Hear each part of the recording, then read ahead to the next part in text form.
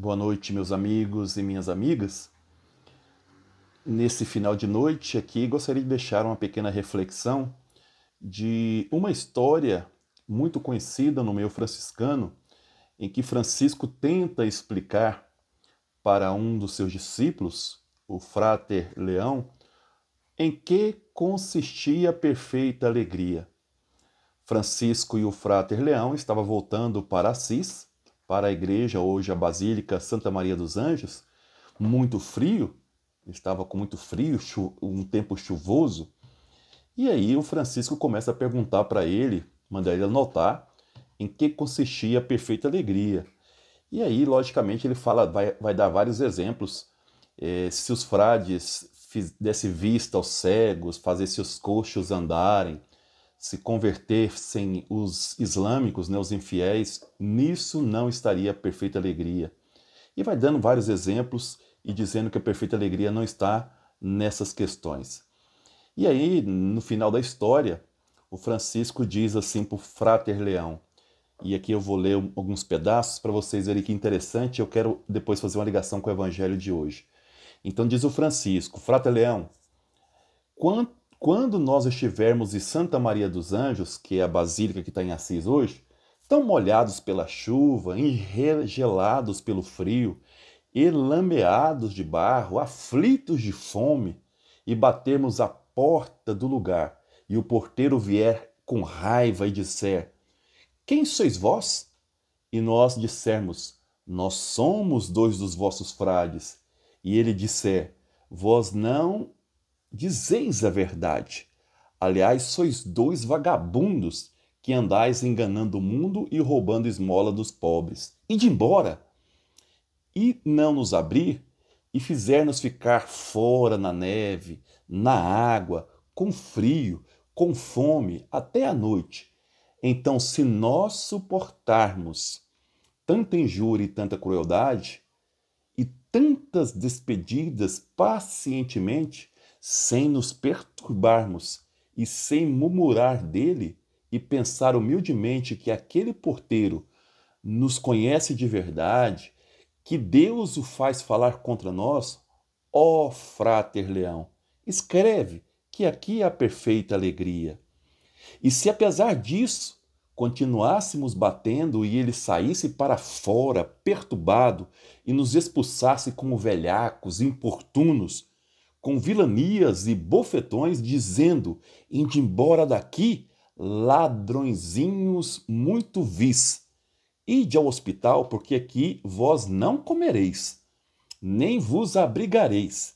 Se nós suportarmos isso pacientemente e com alegria e com bom amor, ó Frei Leão, escreve que aqui há alegria perfeita. E se nós, mesmos constrangidos pela fome, pelo frio, pela noite, ainda batermos mais, chamarmos e pedimos pelo amor de Deus, com muito pranto, que nos abra e nos ponha para dentro a si mesmo, e ele escandalizado disser: Estes são patifes importunos, e eu os pagarei bem como merece, e sair para fora com um bastão cheio de nós, e nos agarrar pelo capuz, e jogar por terra, e nos revirar na neve, e nos bater nó por nó com aquele bastão. Se nós suportarmos todas essas coisas pacientemente e com alegria, pensando nas penas de Cristo bendito, que temos que aguentar por seu amor, ó Frei Leão, escreve: aqui e nisso está a perfeita alegria. E aqui a conclusão que o Francisco fala: acima de todas as graças e dons do Espírito Santo que Cristo concede a seus amigos, está vencer a si mesmo de boa vontade, por amor de Cristo, suportar penas, injúrias, opróbios e mal-estares, porque de todos os outros dons de Deus nós não podemos nos gloriar, pois não são nossos, mas de Deus. E quando Francisco fala dessa perfeita alegria, lembrei bem do evangelho de hoje, que fala: nisso reconhecerão que sois meus discípulos se vos amardes uns aos outros.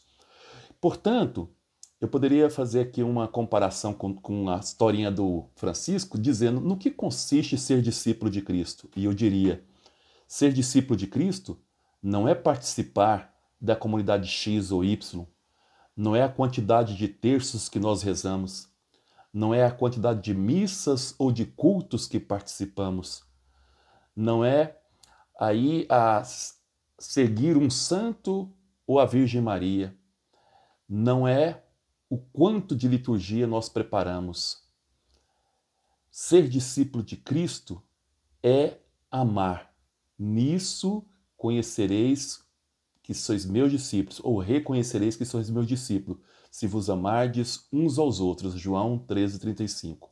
O amor é o único elemento que nos torna discípulos de Cristo. O amor. Amar nada mais é do que viver o amor de Deus no outro, no serviço ao outro. Por isso que o Evangelho de Mateus fala que tive fome, me deste comer, sede, me deste beber, estive com frio e me vestiste, nu e me vestiste, me visitaste na cadeia e assim por diante. O amor, ele é concreto, ele não é intelectual. Ele é na prática cotidiana que nós mostramos que somos discípulos de Cristo. Por isso o Papa insiste tanto nessa questão que às vezes é melhor viver com ateu. Porque muitos ateus são mais discípulos de Cristo que muitos cristãos. É uma reflexão que nós temos que fazer.